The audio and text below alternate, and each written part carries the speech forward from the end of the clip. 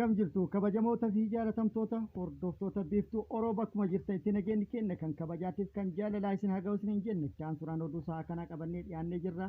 Hanganuma sagantaa kanaatti nu wajji turaan affeerraa kenna kun biiftuu Oromoodha. Biiftuu Oromoo keessan gara mata duree oduutti yeroo dabru oduun jalqaba Beeta Ministeera Nageenyaa duraanii obbo Taayyee Danda'a har'a mana murtii dhiyaatee jira. Odeeffannoo dabalataa qaba. Oduun itti aanu boordiin filannoo biyyoolessaa TPLF irratti uggura kaa'ee jira. TPLF irratti sochii siyaasaa kamuu akka hin raawwanne baatii 3 daangeffamni irra kaa'amee jira. Bal'inna isaa yookaan dabalata isaa qaba.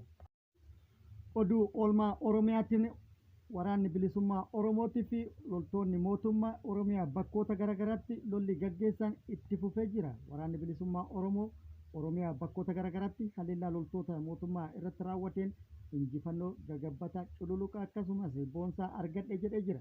Dabalata oduu kanallee qaba isiniin jenna. Guutuu oduulee kanniinitii fi kan biroo wajjin isin wajjin kan turu ani Bariisoo Ganamooti. Guutuun oduu akka itti aanu kanatti isiniif dhiyaata. Oduun itti aanu muummicha ministeeraa Abiyyi Ahmad dabalatee ragaaleen ittisa obbo Taayyee Danda'aa waamatan mana murtii osoo hin dhiyaatin hafanii jiru. Beeta Ministeera Nageenyaa Itoophiyaa kan turanii fi yeroo waggaatti dhiyaatuuf hidhamanii yeroo dhiyoo mana hidhaatii kan ba'an obbo Taayyee Danda'a yeroo lammaffaatiif mana murtii dhiyaatanii jiru. Kanaan dura himannaa wantoota sadiin irratti baname keessaa lamaan bilisa ta'uun himamee kan ture. Dhimmi himannaa qabxii sadaffaa meeshaa waraana seeraan alaa ilaallatuun kan wal qabatu mana murtiitti himatamee jira. Himannaa irratti dhiyaate kana ofirraa ittisuuf ragaa ittisaa namoota 5 aangaa'ota ol aanoo biyyattii kan ta'an waamachuun isaa ni yaadatama. Ragaalee ittisaa dhiyeeffate keessa aangaa'onni 2 Komishinar Malaakuu Faantaa fi akkasumas Ambaasaadar Binnaalf Andu'aalam beellama darbe irratti mana murtii dhiyaachuun yaada kennanii turan. Beellamni har'aa kun immoo ragaaleen ittisaa 3 hafan Ministeera Muummee Dr.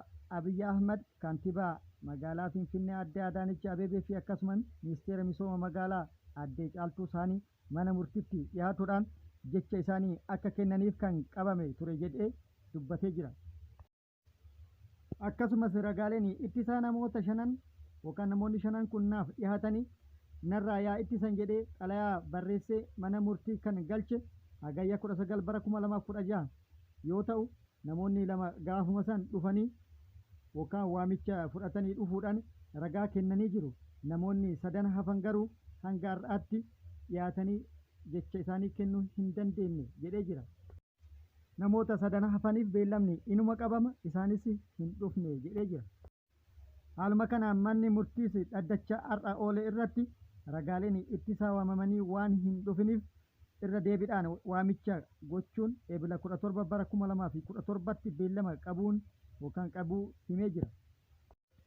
Oduun itti aanu lammiileen Itoophiyaa 130 ol kan gowwoomfamanii gara Maayinaamaar fudhataman kaampii yakka saayibar Maayinaamaar keessa turan gadhiifamanii jiru. Lammiileen Itoophiyaa 138 Maayinaamaar keessatti dirqamaan qabamanii kaampii hojii yakka saayibarii hojjetu keessatti hidhamanii turan gadhiifamanii jiru. Lammiileen Itoophiyaa kunneen Maayinaamaar keessaa bahanii Taayilaandii galuu fi achis dhimmi lammummaa isaanii mirkaneessuu yeroo raawwate gara Itoophiyaa ni deebi'u jedhamee akka eeggamu BBC'n gabaasee jira. Akka odeeffannoon bahee ibsetti Maayinaamaar keessatti kaampii yakki saayibarii keessatti hojjetamu yookaan gaggeeffamu hedduu jira. Biyyattii keessa lammiileen Itoophiyaa adda addaa carraa hojii argattu jedhamanii gowwoomfamanii deemuun hojii waliin dha'uu kana keessatti hirmaatu jedhamee jira. Lammiileen Itoophiyaa amma gadhiifaman kunneen Taayilaanditti hojii argattu jedhamanii gara Maayinaamaar kan gaggeeffaman yookaan kan geeffaman yoo ta'an roobii gurraandhala guyyaa kaleessaa jechuudha 12/2025 waaree booda gadhiifaman.